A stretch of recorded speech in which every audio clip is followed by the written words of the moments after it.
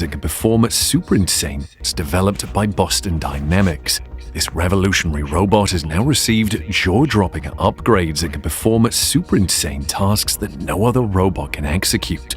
Boston Dynamics has been in the business of manufacturing military-focused AI robots for over 2 decades. And while it remains a pioneer in this space, there are tons of other robotics companies that are fast springing up and are likewise pushing the boundary in robotics technology that's specifically built for military applications.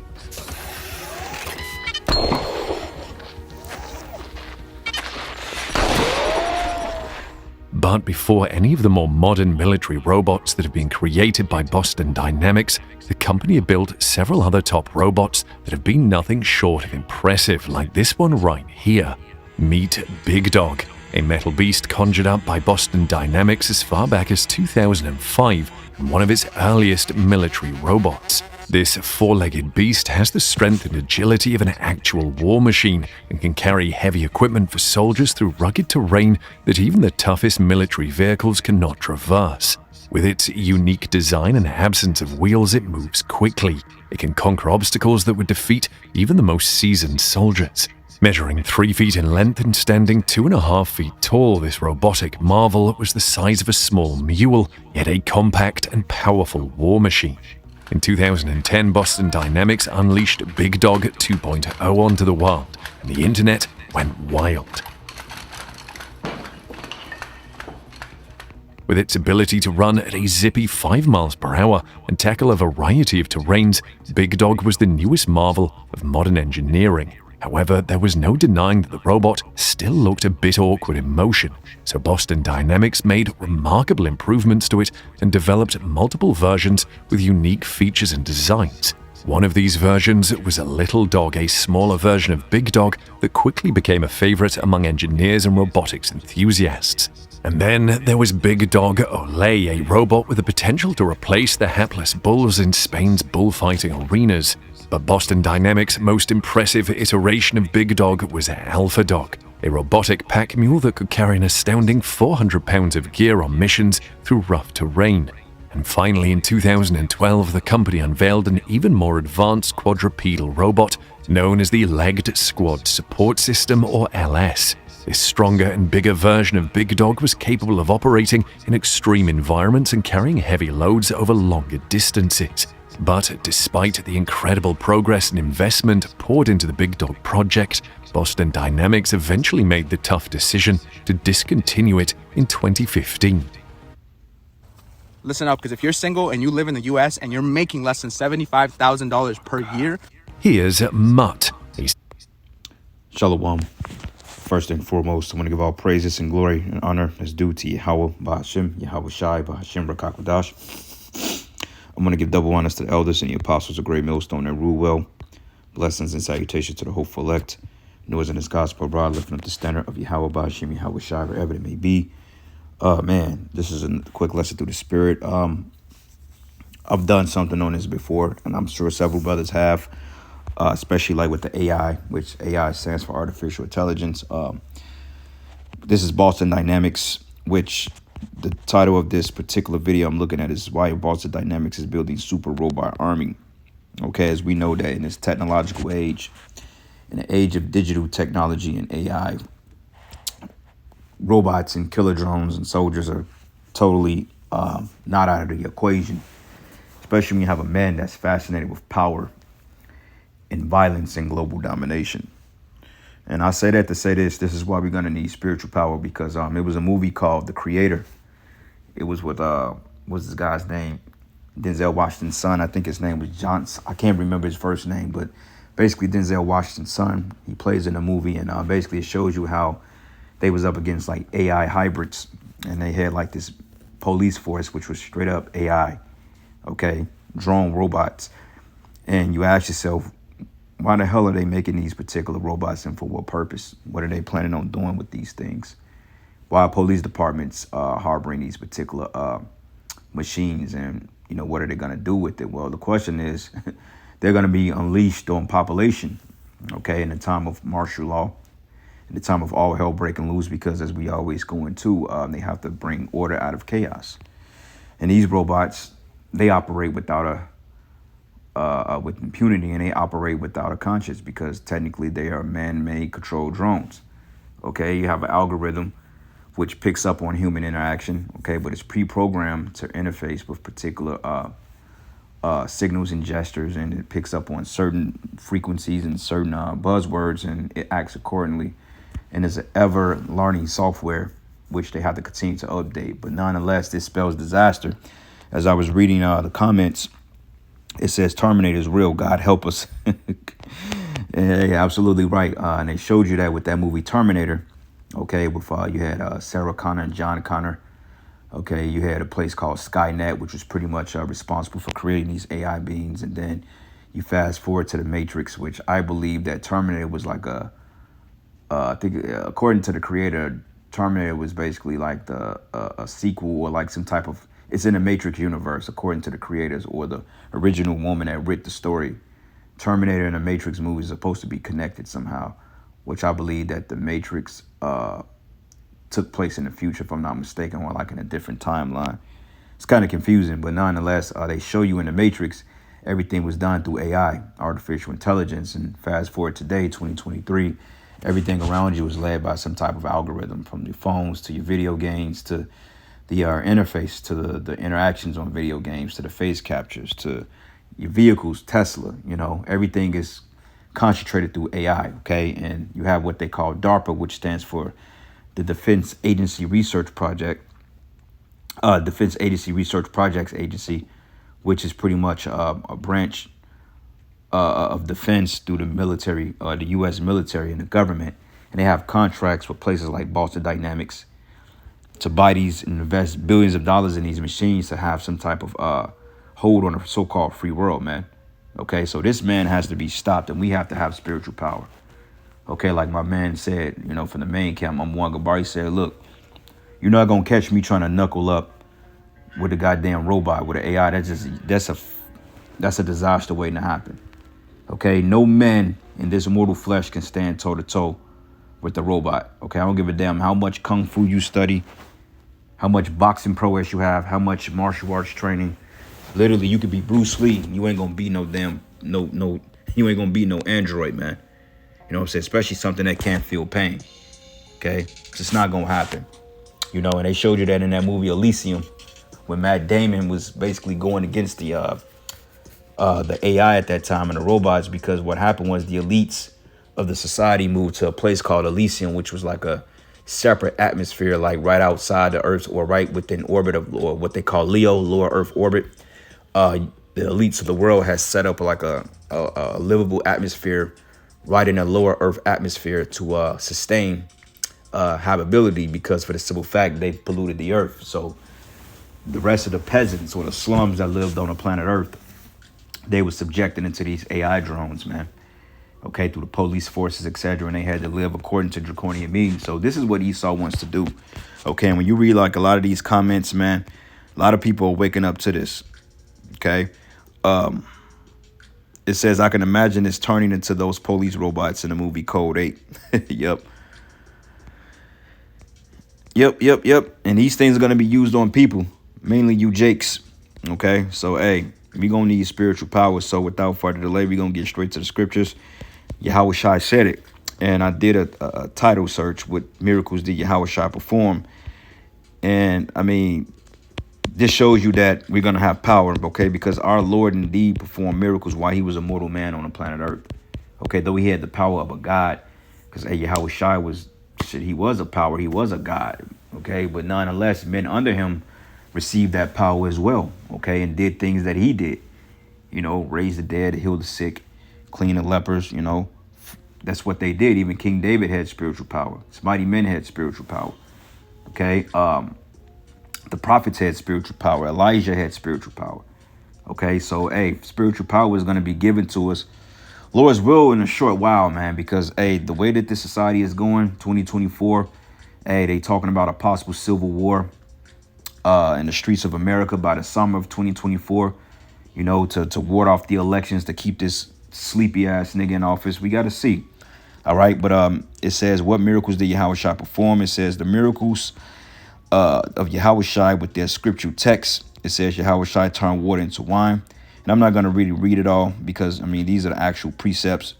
But John 2 and 2, 1 through 11, it goes into it. Okay, so we could start here. Verses, matter of fact, we could just start here what it says here.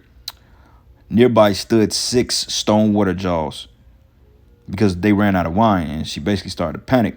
And it says, in the kind used by the Jews for ceremonial washing, each holding from 20 to 30 gallons, Yahweh Shai said to the servants, fill the jars with water. So they filled them to the brim, and he told them, now draw some out to take it to the master of the banquet. And they did so, and the master of the banquet tasted the water and had been turned into wine. It says he did not realize where it had come from, though the servants had drawn the water new. And he called the bridegroom aside and said, everyone brings out choice wine first, and then a cheaper wine after their guests have had too much to drink. But when you save the best to now, what it says, but what Yahweh Shai did here in Cana of Galilee was the first of the signs which he revealed his glory, and his disciples believed in him. Okay, which that's kind of weird how they wrote it. So we're just going to go through just the basic miracles. Yahweh Shai cured a nobleman's son. You can read about that in John 4 and 46. It says the great hall of fishes, when he basically told him to cast the net, and he told him to cast it on the other side because basically he wasn't catching anything at first. The unclean spirit, which the disciples have history of casting out unclean spirits. We've even done it here. The men of the Lord of the great millstone have done so-called exorcisms and got demons off brothers or sicknesses, for the time being. Apostles have stories of them exercising buildings and cleaning buildings through, ritualistic practices on the right-hand side. So it's very possible. Okay, Yahweh Shai cured Peter's mother-in-law of a fever. Yahweh Shai helped the leper. Yahweh Shai healed the centurion's servant. Yahweh Shai raised the widow's son from the dead. Wow. It says Yahweh Shai stilled the storm. He cured two demons. Call them demoniacs. It says Yahweh Shai cured a paraplegic. Okay, and he raised the ruler's daughter from the dead. That's when they laughed in the scorn and he kicked them out. It said Yahweh Shai cured a woman of issue of blood. That's a good tale. Yahweh Shai opened the eyes of 2 blind men. He healed an invalid man at the pool. Okay, and Yahweh Shai restores the withered hand. And the list goes on, okay? Yahweh Shai's done several miracles, man. He fed 5,000 people with, I believe, it's like 2 loaves of fish. I think it was 2 or 5 loaves? I should know that story by heart. I read it pretty much, I've read it several times. 5 loaves, Salakia. I get 2 from. He healed the woman of Canaan. Yahweh Shai cured a deaf and mute man. It says Yahweh Shai led at least 4,000 people, and the list goes on, man. Okay, so, hey, we're definitely going to get that power, and this is the scriptures that prove that. All right, this is the book of John 14, and I'm going to start at verses 21. It says, matter of fact, 14, and I'm going to start at verses 10. It says, believe it thou not that I am in the Father, and that the Father in me. It says, in the words that I speak it to you, I speak not of myself, but the Father that dwelleth in me, he doeth the works. Okay, so the Heavenly Father is the one that give us the ability to do the works, man. Because Yahweh Shai always gave credit to the Heavenly Father first and foremost. Because he just said it here. It says, he doeth the works. But believe me that I am in the Father and the Father in me, or else believe me for the very work's sake. Because you had a lot of Jakes that saw miracles, but they still didn't believe. And you can read about that in John the 9th chapter when they said this man is not of the Most High. But they was like, well, if he's of Yahweh, of the Most High, then how in the hell is a man like this doing miracles if he's not of God? And that's what they were arguing about. So there was a division among the Jews, man. Because some believed he was a witch, a demon, and others knew that he was the Messiah. Okay, but it says here, verily, verily, I say unto you, he that believeth on me, the works that I do shall he do. Also, in greater works than these shall he do, because I go unto my Father, man. Okay, so that's the point. So this is why when Yahweh Shai basically told the disciples to tarry here in Jerusalem, he said, and you're going to receive power from on high, and the Holy Spirit is going to come upon you. This is why he told them to tarry into Jerusalem, because he knew that they was going to have the power. He was going to give it to them through the Holy Spirit. Okay, and these times are coming back again. And honestly speaking, brothers, we're going to need it. Okay, we're going to need Yahweh Bashim Yahweh Shai to come through and save our ass out of this hell, man, because it's getting ready to get real. Okay, I don't know about you brothers, man, but dealing with robots, man, in the flesh, and only using 10% of our brain, if that, Man, that's a slaughter face waiting to happen, but we going to get that power, man. So we ain't going to be worried about it. All right. So this is the book of John 21, and I'm going to start at verses. The whole chapter is really good. Let me see something here.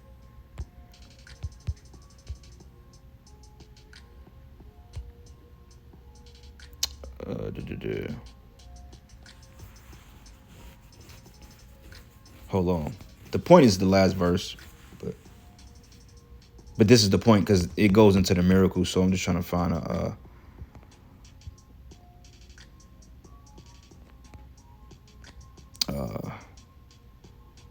Yep. Matter of fact. Yep. This is the matter of fact. We're gonna jump around a little bit. Salakia.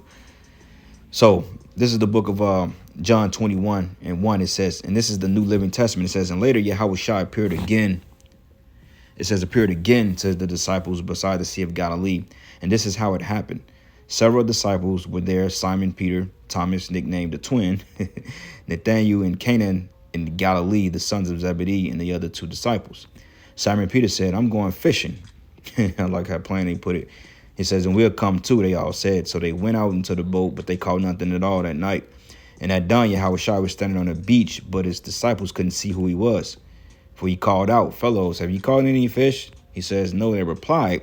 Then he said, throw out your net on the right-hand side of the boat and you will get some. So they did, and they couldn't haul in the net because there were so many fish in it.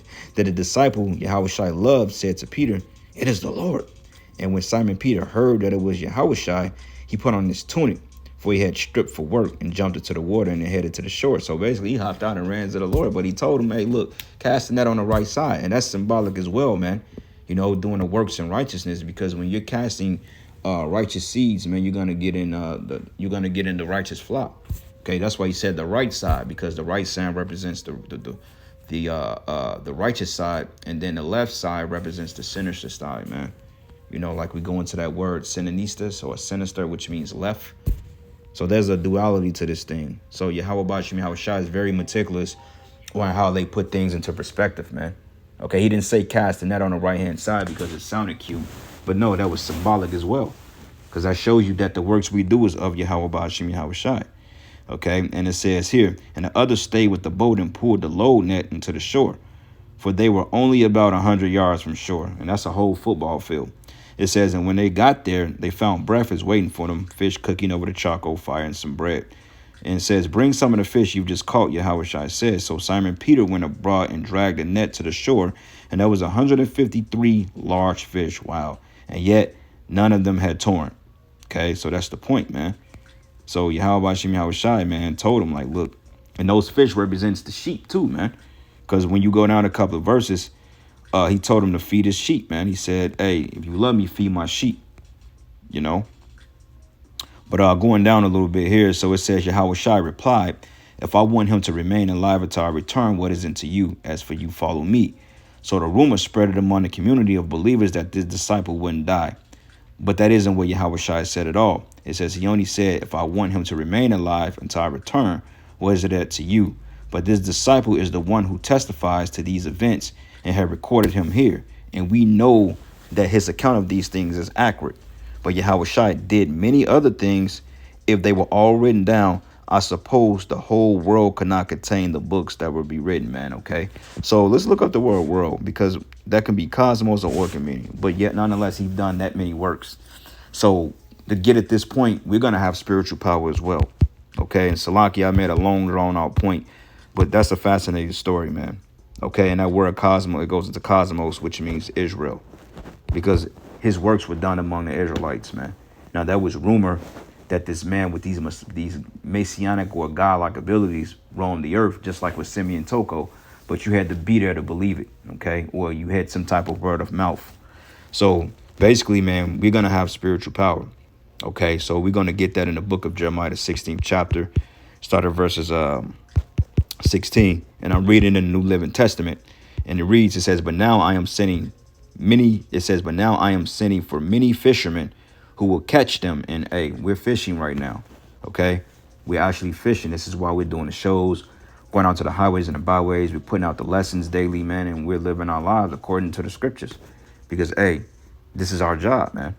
Okay, but it says here, Say the Lord, I am sending for hunters who will hunt them down in the mountains and hills and caves, man. Okay, so when you read that in the King James Version, it reads like this. Jeremiah 16:16, it says, Behold, I will send for many fishers, says Yahweh, and they shall fish them. And after I will send for many hunters, and they shall hunt them from every mountain and from every hill and from the holes of the rocks, man. And when you go into the word mountains, that goes into governments, okay, municipalities, states, whatever you want to call it, rulerships. And we're going to definitely be given that power because, like I said here, dealing with shit like this, can't no average mortal deal with anything like this, man. Okay, they showed us in the beginning of the video that you seen the damn robot. Basically, the dude was doing backflips, man. Okay, you got robots running up the wall doing back notes and kick you upside your goddamn head and flip you up. Come on, man, you ain't doing nothing. You can't do nothing with that, man. Okay, the average human couldn't do nothing with Terminator. You see, they had to send another android after him because they couldn't really do nothing with him because it's a robot, man. Okay, it has no feeling. It can't feel pain. You know, like it's a good movie, and a good movie too to watch, brothers, is this movie called 2050. It's on Amazon Prime, and it's basically about people falling in love with sex dolls. And that was actually going to be my lesson. I was going to do a lesson on. Spirit just brought it back to me. But it's called 2050. It's on Amazon Prime, and it deals with men getting these sex android dolls. They're basically AI sex algorithm bots. Okay, they can talk, they look real, and they're basically set up to serve you and do whatever you want as far as sexual favors.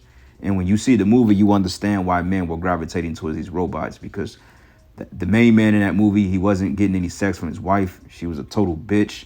She was disrespectful. She talked back. She was just very fucking hard to deal with.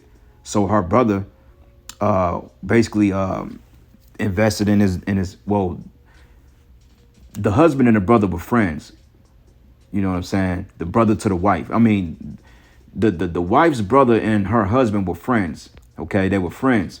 But the brother, which is the wife, her brother basically invested in this doll. Her name was like Quinn or something like that. And it was like something strange about her, but Quinn was giving him like sexual favors. I mean, she was like doing a thing on this dude to the point he didn't even need a woman. Because, I mean, she didn't talk back. She didn't get rebellious, you know what I'm saying? She did everything she was told, and she gave him sex when he needed. So you can see how you women are easily replaceable. But nonetheless, man, it deals with this AI shit. And when you got robots that can literally have sex with you, I'm sure you can have robots that can kill you and send you to the spirit world too, man. You know, so, hey, brothers, we're coming into some very, very strange times. We're already there. And, hey, man, we got to literally stay prayed up, okay? Because, hey, the Lord is getting ready to release some shit, man. Okay, this man Esau Edom, he's the devil that the Bible talks about. All right, as a matter of fact, let's get this real quick in Genesis. Genesis, the 27th chapter. And we're going to go here. Genesis 27, and I'm going to start at verses...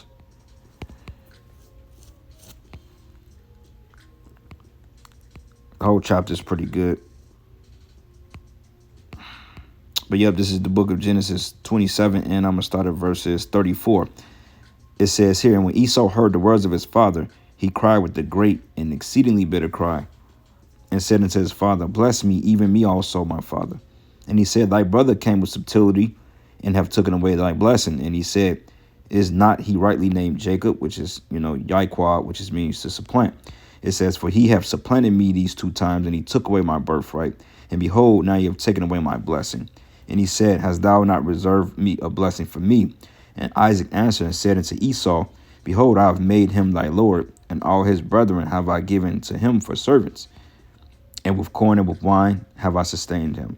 And what shall I do now unto thee, my son? And Esau said unto his father, Hast thou but one blessing, my father? Bless me, even me also, O my father. And Esau lifted up his voice and wept. And Isaac his father answered him and said unto him, Behold, thy dwelling should be the fatness of the earth. And this is why he have all these resources. This is why he's taking resources from other lands, man, because, hey, he has the dominionship. And it says here, should be the fatness of the earth and the dew from above, and by thy sword should thou live. So, hey, when you look at this, this is actually part of his blessing. Okay, these AI drones and shit, man. This is actually part of this man's blessing. Look at this. This is for jobless Americans. I've been telling you guys for months to claim this free 6,400. Be little to absolutely no need for human guards. But military robotics are not exclusively combative. Robots like Safer were specifically designed for hazard prevention. Safer is a humanoid military robot developed by Virginia Tech and a shining example of what the fusion of advanced technology and human ingenuity can achieve. Standing at 5 feet 10 inches and weighing 143 pounds, Safer is a fully autonomous bot that's designed to combat fires on naval vessels. See, and that's the thing, combat fires on naval vessels, and it says completely autonomous, meaning it can move around, okay? It can do things. And that 147-pound robot will be able to do something with a full 225-pound man. Don't think, see, Esau is just showing you, like, basic shit. He ain't showing you what he's going to pull out of the closet or when he popped the trunk on you, man. And this is all really for you Jakes. And they're going to use it in their wars, too. And mainly this is for us. Okay, because they know that this is spiritual, bro. Everything is duality, man. Like, this man is setting up his tainted version of the kingdom of heaven on earth. So if he has AI powered drones, which when you look at AI is like God level shit, man. Like when you watch the new Mission Impossible movie, they said basically AI is an enemy that you can never defeat. Basically, they was like comparing it to the Most High, man, because you can't see it, but his presence could be felt. Okay, so what make you think that the Lord ain't building up his soul? You think we just going to be out there with Bibles, with raggedy garments out there? You're going to slavery, you're the devil. Yeah, we're doing that, okay, because that's part of the works. But it's going to elevate, okay, because it just has to, okay? It got to elevate. I don't see it not elevating. Because you think if the Lord leave us in this complete state now, we're literally going to be target practice for this man. And that's what he's really banking on in the spirit. But he's not building this shit because it's cute. No, he's building it because he wants to keep his kingdom.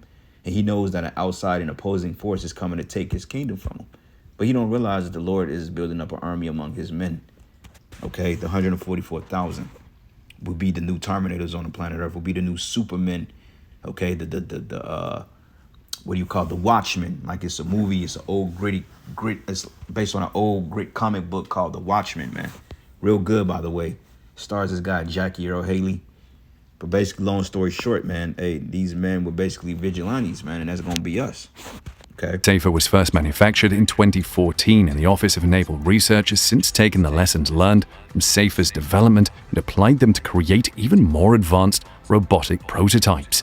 These new machines are built to prioritize mobility and autonomous capabilities, allowing them to navigate tight spaces and perform a range of shipboard functions beyond firefighting.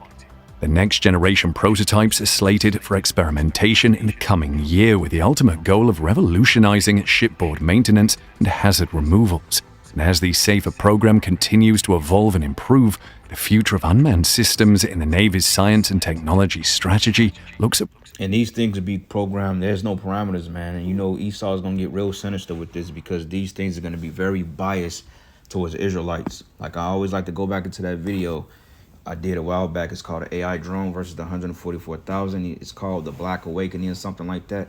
He says we have over, I don't know if he exaggerated when they said billions of these particular prototypes, which they housing billions of these things. I mean, they got to literally be having them underground because, I mean, billions is a lot of fucking autonomy, man. But I don't know if he was exaggerating with that, but I can very well say there are millions of these things, man. And he said that they weigh in life for Christian blood. Okay, and what the Christians is talking about is the Israelites. Okay, they ain't talking about some tambourine banging nigga in the church, man. Okay. That's committing adultery and eating goddamn porks and pickle for goddamn dinner. They ain't talking about that, man. You know what I'm saying? This is actually talking about the men of the Lord. All right? And you reprobate camps, man, hey, I don't even know what to say about those jigs because at the end of the day, they don't teach spiritual power. And the Lord ain't gonna get them niggas spirit. They don't even push it. They're not getting spiritual power, man, so they can forget about it.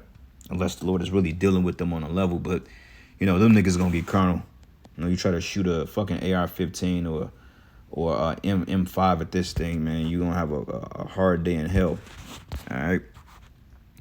But anyway, it says, and by thy sword thou shalt live and shalt serve thy brother. And it shall come to pass when thou shalt have dominion that thou shalt break his yoke off thy neck, man. And Esau hated Jacob because of the blessing wherewith his father blessed him. And Esau said in his heart, the days of mourning for my father are at hand, and I will slay my brothers Jacob. So this is what this is all about, man. Okay, Esau Edom wants blood because, hey, he's offended. Okay, which he was rejected on the birthright anyway. He's just too dumb to realize that he's a damn devil, man. All right. So this is the book of Jeremiah 51, and I'm going to start at verses 20. It says, thou art my battle axe and weapons of war. For with thee I will break in pieces the nations, and with thee I will destroy kingdoms. And with thee I will break in pieces the horse and its rider. Okay. And with thee I will break in pieces the chariot and its rider. And this is going into these things, man. Okay. Vehicles, the chariots, the military equipment. And we're going to have fun with these, bro. Like, you're going to have maybe one brother that's going to take out 1,000 of these shits, bro. It's going to be fun, man. It's going to be like the Viltrumites coming to take over the earth. The Viltrumites was a force to be fucked with, man. If you know who Omni-Man is, the Viltrumites were basically Israel. They was basically angels. That's why they wore white. You know, you watch that show Omni-Man, you know, you see how Omni-Man did them so-called heroes on earth. What's that guy named? Not the Immortal. That's his son, but no, not Invisible. Invisible was his son, but the other guy, I think his name was the nigga who he chopped in half, man, that he killed several times. See what he did to that dude. Omni-Man wasn't no joke, man. So just imagine 144,000 Omni-Mans. And like Apostle Tara said, we ain't gonna have just one power. You're gonna have all power. You're gonna have the power of speed, agility, strength, fire, ice, water, manipulating the winds. Yeah, whatever power you can think about, man. You know, and lightning is more devastating than fire, because lightning is basically concentrated fire. Okay, it's a laser, man. You know, and the lasers are penetrable. You know, fire ignites, but a laser will cut through your ass, man. You'd rather be set on fire and get hit with a laser for real. But nonetheless, it says, and with thee I will break in pieces the horses and its rider, and with thee I will break in pieces the chariot and its rider. And with thee I will also break in pieces man and woman. And with thee I will break in pieces old and young. And with thee I will break in pieces the young man and the maid. And I will also break in pieces with thee the shepherd and his flock. And with thee I will break in pieces the husbandman and his yoke of oxen. And with thee I will break in pieces the captains and rulers, man. And I will render unto Babylon and to all the inhabitants of Chaldea all their evil that they have done in Zion in your sight, says Yahweh Bashim Yahweh Shai, man. And I believe we're going to get these powers on this side to some degree. Now, I always say this, you know, to be totally invincible, that's when we get those new bodies. But with this spiritual power, can you still die? Yeah, of course, because you're still a mortal man. But it's unlikely because, hey, the Lord it's unlikely. It's highly unlikely. The only reason I say that is because King David had spiritual power and he still died, okay, of old age. Yahweh Shai had spiritual power, but he still died. He got crucified, man. And all the 12, they had spiritual power. But the Lord is getting ready to turn us up on a whole different level, man, that these devils are afraid of. All right, because what is this? Luke 10 and Luke 10, and I'm gonna start at verses 18. It says, and he said unto them, I beheld Satan as lightning fall from heaven, meaning his rulership. But behold, I give you power to tread on serpents and scorpions, and over all the power of the enemy, and nothing shall by any means hurt you, man. So that's basically like immortality right there. Because though we're gonna be in these mortal bodies on this side when we get those abilities, I believe to some degree, you know, hey, we're gonna be pretty much invincible for the most part. You know, now with brothers, I don't want to overspeak because I don't know how brothers are gonna operate in it. I can't tell you, I don't know, but just speculating through the spirit. But according to the scriptures, it just said it here. It says, I give you power to tread on serpents and scorpions and over all the power of the enemy, and nothing shall by any means hurt you. So, hey, man, hey, we may not be able to be God on this side, you know. Hey, motherfucker may literally be shooting at you, and what Neo did in the Matrix, he literally stopped the bullets in midair. You know what I'm saying? So, hey, that's not out of the realm of possibility. As the scriptures say, all things with Yahweh Bashim Yahweh Shai is possible, man. All right, so let me bring out one more precept. All right, because immortality is literally right around the corner. Okay, death seems to be the biggest aggravant in men's lives is death, man. Okay, that's the only enemy, even though Yahweh Shai conquered it 2,000 years ago, but that's the only enemy that still troubles men today, because though death has been conquered, you still have to live a mortal life, man. Okay, and death is bitter to a lot of people because they don't really understand death and what leads to the afterlife. They don't understand that. Most people think you go to hell when you die, man. But no, that's not the case. All right, this is the book of Wisdom of Solomon, the 5th chapter. And I'm going to start at verses... Let's start at verses 17. It says, he should take to him his jealousy for complete armor and make the creature, and who is the creature? Us. His weapon for the revenge of his enemies, man. It says he should put on righteousness as a breastplate and true judgment instead of a helmet. And he should take holiness for an invisible shield. And his severe wrath should be sharper for a sword. And the world should fight with him against the unwise, man. Okay, so yeah, he said he's going to make the creature his weapon. And who's the creature? That's us, the men of Yahweh Bashim Yahushai. So, Lord's will, you will edify into the next lesson. All praises and glory and honor that's due to Yahweh Bashim Yahushai. And with that, shalom.